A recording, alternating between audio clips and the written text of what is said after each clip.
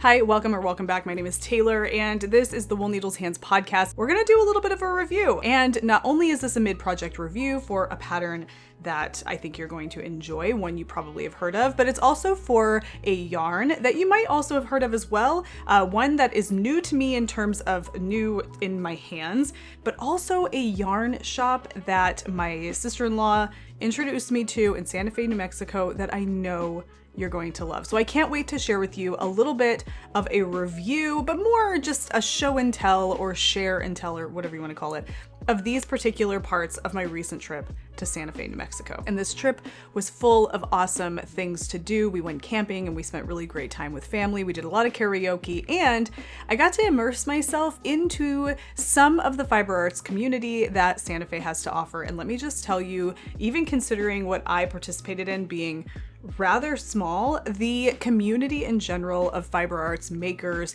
in that area is amazing. And I want to share with you a little slice of what that is for me. I want to let you know that I have a lot to say about this trip. It was amazing on lots of different levels, and I'm going to be talking a lot more about things that I picked up while on the trip that are fiber arts related, and other little stories that I have from that trip that mean a lot to me, that are very special. I'll also go into the story behind the shawl that you see Gladys wearing behind me now, and all of that is going to happen over on the Patreon. So the after show for this week, which is a video that accompanies the main channel's content, will be over on the Patreon. I'll go into a lot more detail about what happened in Santa Fe, some really awesome stories, some really awesome acquisitions, if you will. So head over to Patreon. It's a great way to support the channel, and there's lots of fun additional content over there as well. All right, I want to start, and I have my notes in front of me, and I want to begin with the Fiber and Fabric Studio that my sister-in-law Jessica took me to while visiting Santa Fe. It's one of two in the Santa Fe area proper, and this one is called Hacer, and that means to make in Spanish, and it is just lovely. It's quaint and cozy. It's situated on a kind of a street or a row of craftsman style houses in downtown Santa Fe. It occupies one of these craftsman houses, and it's so cool when you get inside. It just feels beautifully, thoughtfully, just well curated, not only of yarn, but of fabric, other types of fiber arts and textiles.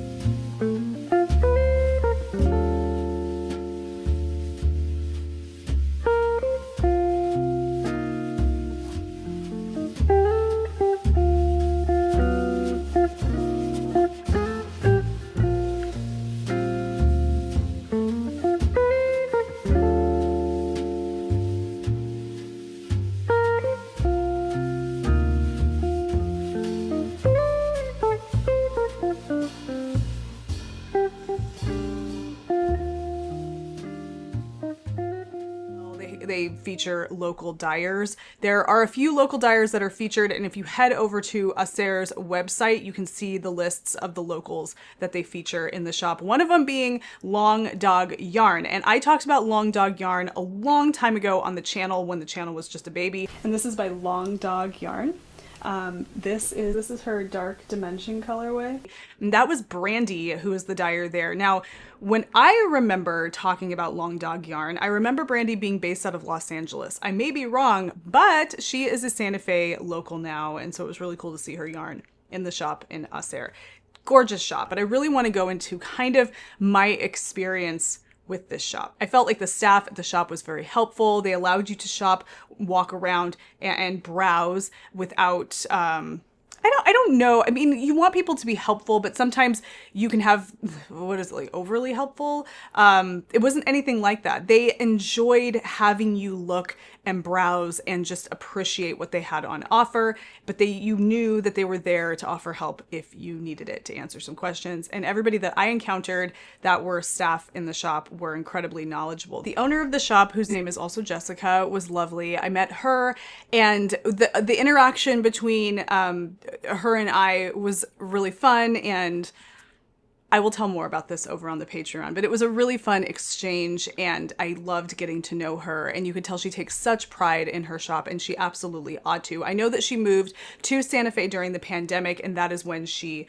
opened Hacer, or at least if it wasn't immediately then, it was shortly thereafter, and she's been running it ever since. And it's a gorgeous shop. Some of the things that I wrote down here is that they have a great fabric selection. She has this really awesome remnant exchange for yarn in the back of the shop, and it's really nicely displayed in baskets. And what it is that she allows people to bring their yarn remnants into the shop. She curates based on fiber. She wants natural fibers, quality, things like that, but she will pay in credit to the people bringing it in a certain amount per ounce. And then she puts it into these baskets at the back of the shop, and people can purchase it by that same amount per ounce. So if you need a small amount of yarn, or if you need bits for a particular scrappy project, you can go back there and shop from the remnants. People are able to offload it for store credit, and then other people are able to go get it when they need it without having to think that they need to, I don't know, already have those kinds of things on hand. It's really awesome. Such a great kind of ingenious idea, and I thought that it was done really well and beautifully displayed in the back of the shop. Some of the names that I noticed in terms of fiber names, we saw Woolfolk, Blue Sky Fibers, definitely Cascade, Monostil Uruguay, Jameson, Sandness Garn, what else do we have? Spin Cycle, lots of really great names, lots of names I wasn't familiar with, and then also local yarn purveyors and dyers that I was, and some that I was not familiar with, and really well, just a really quality collection. She had a great collection of cotton yarn, and I find that sometimes cotton yarn gets relegated to this, when you find a yarn shop that has lots of really great wool and fleecy fiber yarns, the cotton selection, if it's there, is pretty small, or maybe it's made up of just a very limited variety of colors. Well, her collection of cotton was amazing. Like, just, you could tell she caters not only to knitters, but almost equally to crocheters, which I think is solid in the cotton collection, and obviously the wool yarn collection, but the colors of the cotton, the quality of the cotton, the style of the cotton, and the various different weights of yarn in the cotton was really great. I don't know if you remember, I talked about this on one of the last episodes of the podcast. I picked this up in Seward, Alaska, this kit. I picked this up in Seward, Alaska at a different yarn store, and it comes with all of these little minis. This is by Blue Sky Fibers. This is Woolstoke worsted. All these little minis came in this kit to make mittens. Well, Jessica also had a bunch of these in stock as well. Not the kit for the mittens necessarily, but the bundles of the Woolstoke worsted minis. She had a lot of them, and I thought that was awesome. So I loved this yarn store. Her tool selection was really well organized. All of the circular knitting needles are stored behind the counter. You ask which ones you want. You ask which brand you want. She had Xiaogu's. She had Ilika. There were some others. Good named circular needles. You ask for the one you want, the size you want, the length of the cable. They pull it for you.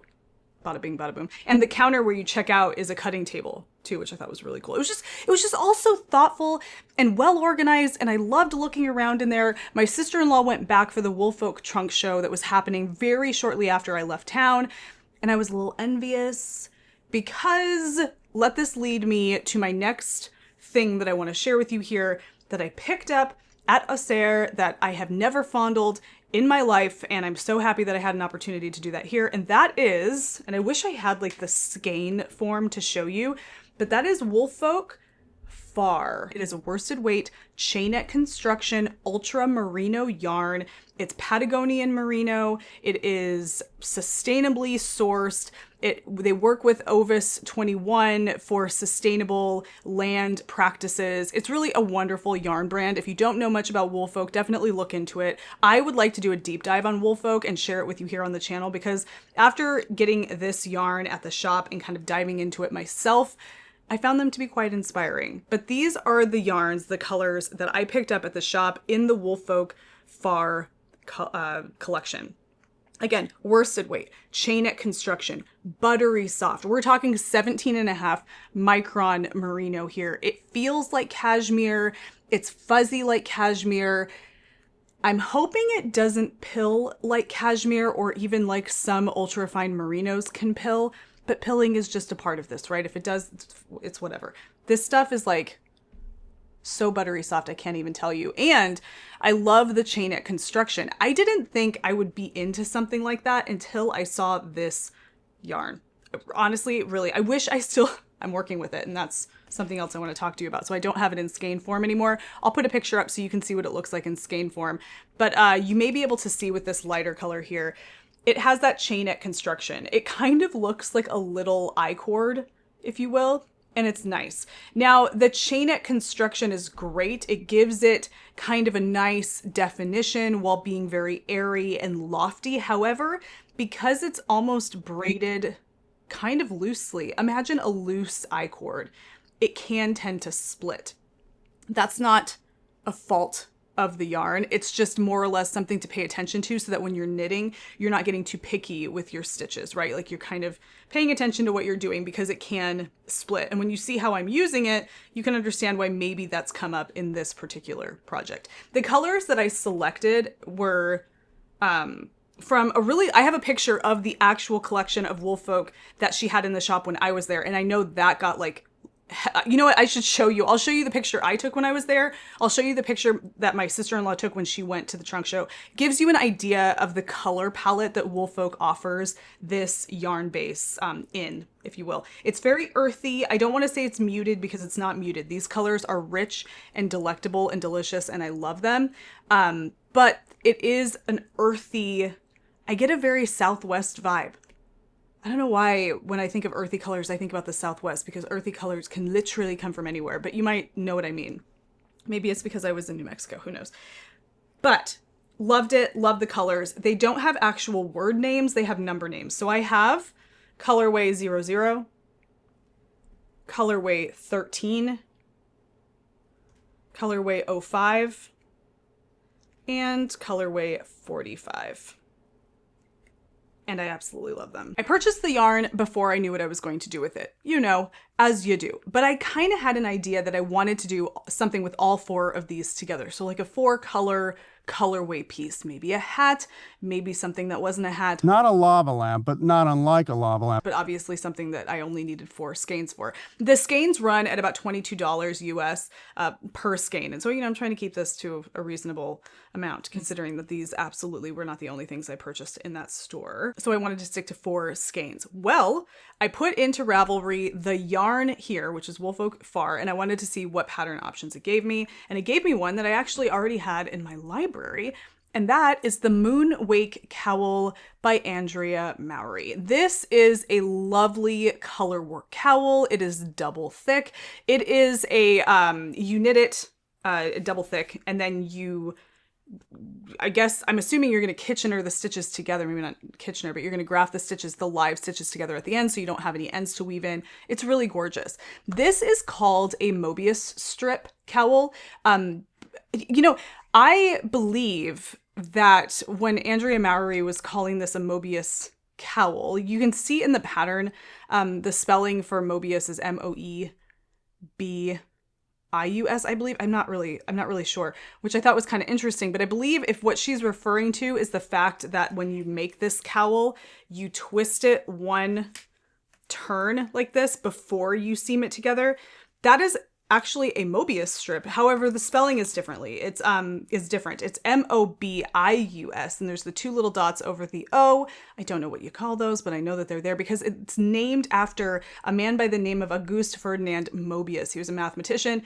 He helped discover the non-orientable surface, which is essentially a Mobius strip, something that can't be oriented clockwise or counterclockwise. I remember learning this at some point in my life. That's really interesting. So this is, you make this into a Mobius strip, you turn it, and it has this nice little turn here. It gives it a nice kind of like fashioned look to it. But I do believe that she is referring to Mobius in terms of Auguste Ferdinand Mobius, and not Moebius, who I believe is a whole different individual. Jean Giraud, the famous pen name for an influential French comic book artist. Okay, this may or may not be important. Who cares? Now, I want to talk a little bit about this pattern, and I showed you briefly. I gave you a glimpse. Well, let me go ahead and show you. So far, again, this is a mid-project review. I'm not finished yet. More so in all of its glory. Da, da, da. Here it is. Now, this is my Moonwake Cowl so far by Andrea Mowry in Woolfolk Far in those colorways that I showed you earlier.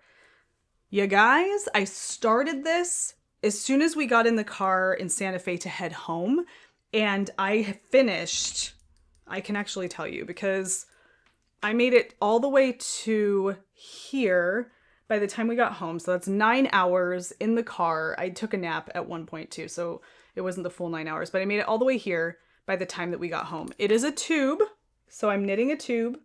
Look at the floats. We can go ahead and look at the floats. Not bad, right? I'm loving this. I'm having a lot of fun working on this, and I have some things I want to share with you about it, and there are mistakes in here. Listen, I've made some mistakes in terms of placement of, like, I'll point them out, but not because I think you should, but for your own, the reason I'm doing this is not because I should point out my mistakes to you or you should point your mistakes out to other people. It's so that you know we make mistakes, even people who tend to be held to a higher standard. I don't know. Like, don't put me up on the podium. Like, I make mistakes all the time. Like, you can tell, like, up here, these are those wrong? Maybe it wasn't there. Oh, no. Like, okay, here, see how these are like Y-shaped right here, but then they're not Y-shaped here? Like, there's obviously I did something wrong. It's not supposed to be Y-shaped. But who cares? It didn't mess up anything. It's fine. There's a couple of situations like that. Part of the reason I think I was making these mistakes is because I'm using colors that are different from the ones featured in the chart. And I'm just trying to remember in my head that pink is white and that navy or dark teal is black and light teal is teal. And so it's just like one of these things that I'm processing it in my mind. And every once in a while I forget which one I'm doing. So whenever you have a chart where you're using different colors than what's called for in the chart, if you can figure out a way to override that somehow, it's just one of those things that you have to lock it into your brain that one color equals another color. But I think that might have been why I was messing it up. But at the end of the day, and from a galloping horse, nobody is going to notice that. This has knit up so quickly, and I've had so much fun working on it. This yarn is a magical dream to work with. I do split the yarn occasionally, but I'm working color work. And of all the different techniques that I do, this is the one that I am least it's using both my left and my right hand. So I've got my left hand in there, and my dexterity in this hand is pretty good for not being left-handed, but it's fidgety. It's fidgety sometimes, and I split the yarn. So it's like a user error, if you will.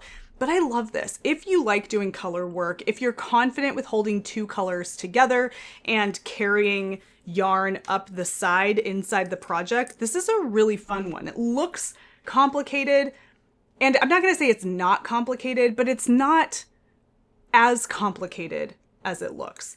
The yarn management can get a little iffy sometimes. I carry the yarn up the inside, and I don't, whatever. You don't need to see that part. because it's all gonna be tucked away and hidden on the inside. But I've really enjoyed working on this. It's a great pattern. I find that the pattern details are really clear. I wrote this down in my notes, that the pattern instructions are clear. There's a lot of upfront information that Andrea gives you going into it, so you kind of know what you need to know before embarking on the journey of her pattern. She really lets you know up front. She gives you links to tutorials, and it's great. I find that probably some people out there don't love having all of that information, but you know what you don't have to do? You don't have to read it, right? But it is there, and it's helpful for those who do need to have that information, that context up front. Of everything about this pattern, and I've really enjoyed almost everything, there's one thing that I don't like, and I feel like I've encountered this at some other point in a pattern by Andrea Mowry. I can't remember, but she has this provisional cast on technique, and there's nothing wrong with, like, she will do this provisional cast on technique using a barber cord on her YouTube channel. She shows you in the tutorial, and you're like, yeah, great, clear as crystal clear what she's doing. I understand what she's doing. Yes, got it, looks easy. And then you go to do it, and for whatever reason, it's just one of those things, right? Now, she has you casting on your provisional stitches over a barber cord, okay? And so you're casting them over your needle and a barber cable or barber cord at the same time, with the intention of the barber cord holding the provisional cast on, and then you transferring them from the barber cord onto a circular needle later, and barber cords make that easy by their nature, right? And that was fine. I didn't have barber cord at the time. I was in the car driving home from Santa Fe. All I had was an interchangeable Chiaogu cable, and I kind of just used this because I figured when it comes time to swap over, I could just attach the needle tips back to this and then transfer, right? So that's what I used. But for whatever reason, I had to restart this thing like 4 times. I kept getting it wrong. My count was off. I couldn't read the stitches comfortably enough to be confident. So it was just very much user error. I think it's like the tubular cast on. Once you've done it a few times, it becomes pretty easy and recognizable, and you just know how to get through it without the uncertainty that tends to plague us and make it hard for us to continue, or forces us to restart when maybe we didn't need to restart, if that makes any sense. So I didn't love her provisional cast on because I wasn't very experienced. Not because there's anything wrong with it. I thought the tutorial was great. But what it did do is it encouraged me to pick up whatever these are. I think these are Amazon's version of barber cords, because I wanted to try using them. And so I grabbed these on Amazon, and it came with the barber cord, which is hollow tubing.